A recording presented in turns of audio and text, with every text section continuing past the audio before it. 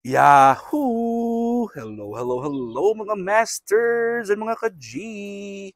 Good morning, good morning, good morning, good morning po sa inyong lahat! At kung saan ka mang lupalop ng ating mundo, ay good morning, good noon, good afternoon, good evening, good night. At kung matutulog na po kayo, ay syempre, deserve nyo na pong matulog. Alam ko namang mahaba ang araw at maraming trabaho. Pero sana ay hingin ko muna ang inyong 15 minutes para sa ating All About G, the Girly Green Iguana Daily Vlogs. At ito po ang ating G. Nagpapainit ang ating G ngayon dahil po ito ay araw, mataas na pong araw as pan recording time. Kasi wala akong trabaho Monday. So ito naman ay Tuesday episode natin. Dahil Monday po ako nag-record at alas 9 na po ng umaga dito sa amin sa El Paso upon recording time. So ito po, ay late na po akong nagising dahil po ako ay nag-ano po na. Siyempre, nag-relax-relax kasi kahapon po Sunday ay nagpahinga rin po ako pero may mga ginawa po ako, may mga ginawa po ako sa clinic. Pero ngayon po ay mag-general cleaning na naman ako dahil meron po tayong gagawin sa clinic at maglalaba rin. So, yun po aking schedule every Monday.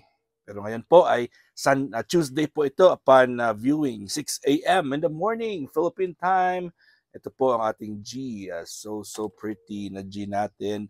At siya po ay super, super hyperactive pa rin. At dahil po ay mainit, ay tayo po ay nag-reviewing din, uh, ano din tayo sa ating dalawang geckos. And nandito po yung mga gecko natin, mga masters, mga ka-G. Dito po silang dalawa. Sila po ay nagpapainit din. Dahil gustong gusto po nilang mainit. So ito po siya yung isa. Ayun po siya, oh. Ayun po silang dalawa. Ang ating mga uh, banded Texan or Texas gecko. So ang ganda po nila kasi po ay meron po silang mga rings or mga banded. Kaya banded ang tawag sa kanya dahil po meron po silang mga bilog, nakapalibot po sa kanilang design. Nakaikot po sa buong katawan nila. Tingnan naman G natin, no? Kala niya mga anak niya yung dalawang geckos. Sabi ni G, hey, those are my kids. Ayan, bahala ka na dyan, G. Gusto na talagang lumabas sa mga masters. Gusto talaga lumabas ng ating G na super, super magalaw. Bahala ka muna dyan. At dito tayo muna sa ating banded geckos.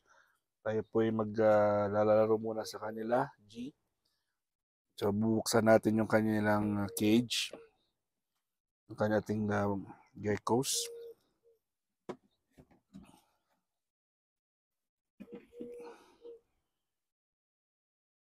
At para makita nyo rin, mga masters, yung anong galawan po nila ngayon. Siyempre ito yung ating putol. Yung ating putol na gecko na walang buntot. Wala po siyang buntot. Ay, yan po siya. Siyempre may buntot ay nagtatago. Yun, tatago po siya. Yan po silang dalawa. Putol pa rin ang buntot niya. Pero malapit na pong tumubo yan, mga masters.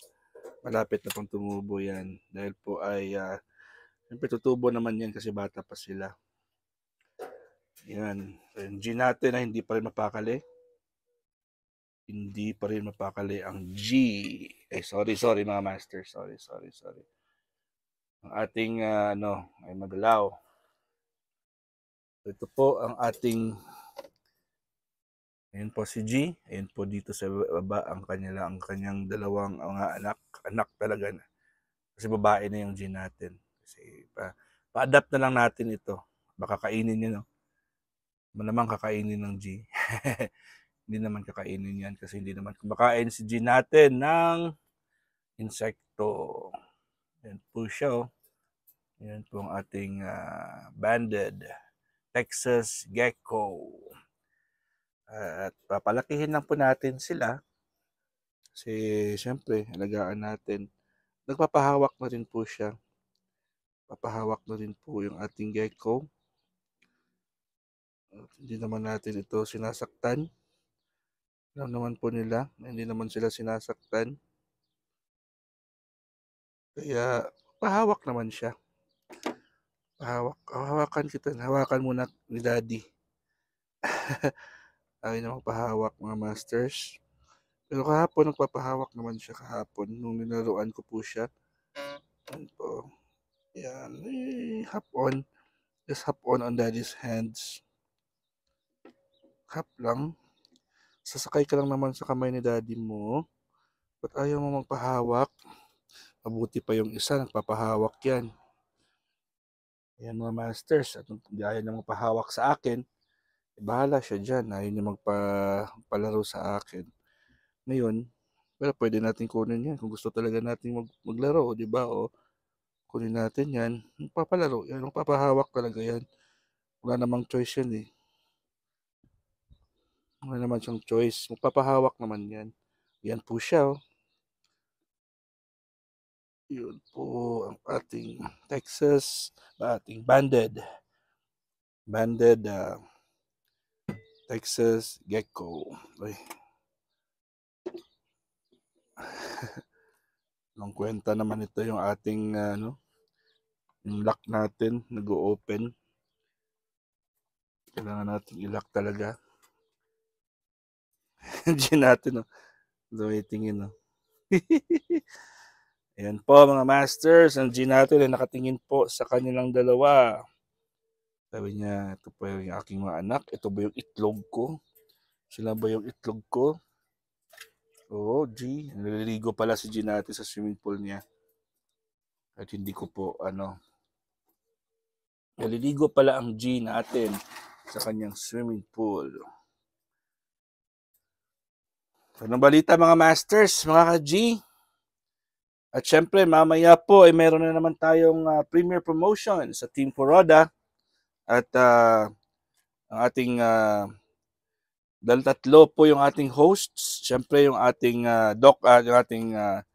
Ate Bani, VMix Vlog. Magalaw ang ating cellphone ngayon. Ating Ate Bani, VMix Vlog. Ang Doc Zenaida Portiontula.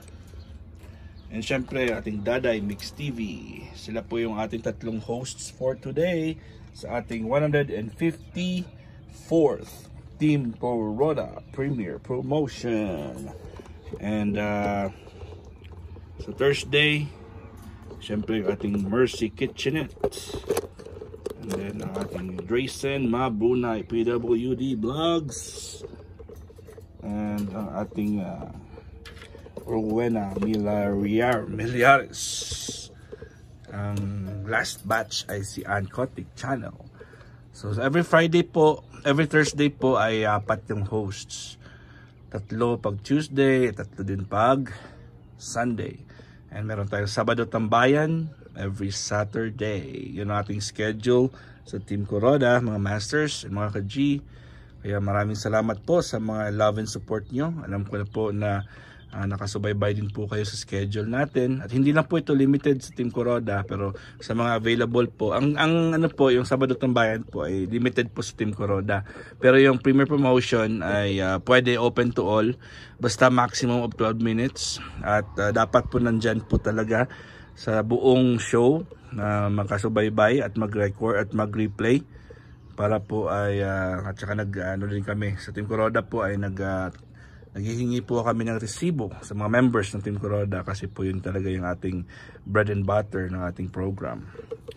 Ito na po, balik muna natin dito sa ating dalawang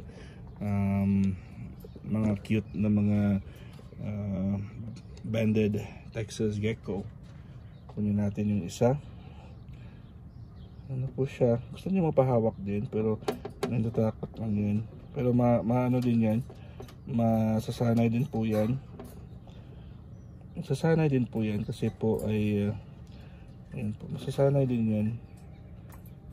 Ayan po siya oh, yan. Masasanay din yan. Yan. So ang haba ng buntot niya no, o, diba? So sana din po yan kasi syempre sa palagi nating hawak ng hawak sa kanila ay magiging house pet din po habang po yung isa na yan ay ubod ng kakulitan, gusto talagang lumabas, bahala siya dyan. So, ito po yung ating may buntot at yung isa na walang buntot kukunin din natin yan.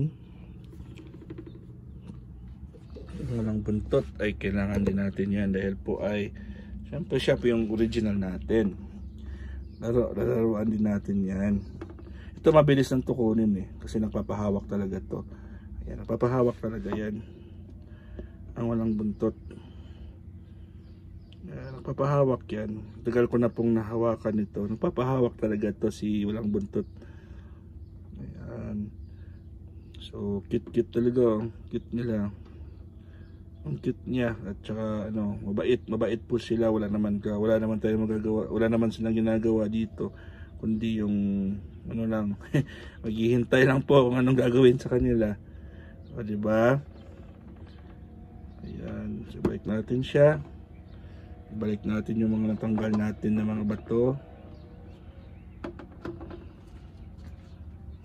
Ayan po.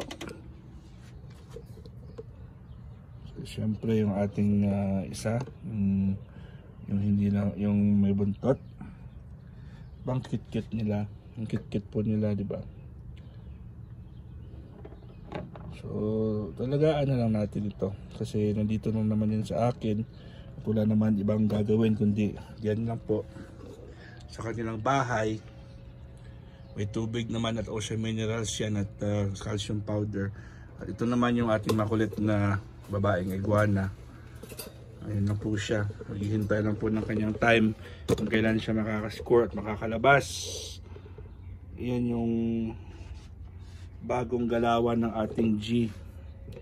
Paano po siya makakalabas? Ayan. Ibabalik na po natin yung ating dalawang gecko sa taas para po ay maka-close up tayo sa ating G.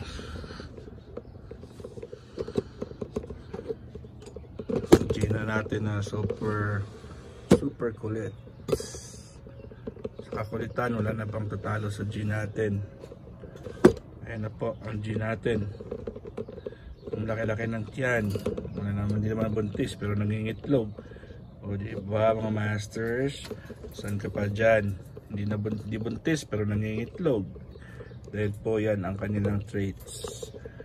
Parang manok din, diba? Yung inahing manok. Diba? Kahit na walang pagkain, walang rooster, sila po yung nabubuntis. So ito po yung itlog ng G. Isa pa lang itlog talaga G natin, isa lang. Wala namang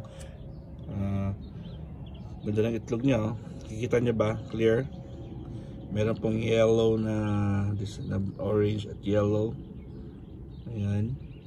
Yan po yung itlog ng ating G, the green girly iguana ni Daddy Master Worm. Yun, itlog, that's your egg. That's your egg. You wanna see your egg, G? That's your egg, oh. That's G's egg. That's your egg. Do you know that that's your egg? You wanna kiss Daddy before Daddy goes? Before Daddy leaves? Daddy has a lot of things to do today. Huh? Daddy has a lot of things to do today. I have to do laundry. I have to do the general cleaning inside the clinic. So we have work tomorrow, okay? Alright, so hanggang dito lang po tayo mga masters, mga ka-G. At si G natin ay paglalaroan ko muna. Kiss Daddy. You wanna kiss Daddy? Okay. Kiss Daddy. But you don't wanna kiss Daddy, right? Because you're so sensitive now. I don't know why.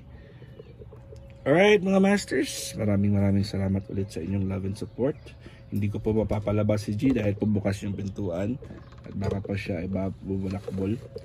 At yun naman talaga yung kanyang isa sa mga layunin niya kung paano po siya makakalabas. Hanggang dito lang po tayo mga masters, mga ka-G. At salamat at sa inyong love and support. Kita-kits tayo mamaya 1:00 ng hapon sa ating premiere promotion ng Team Kuroda God is great. Yahoo!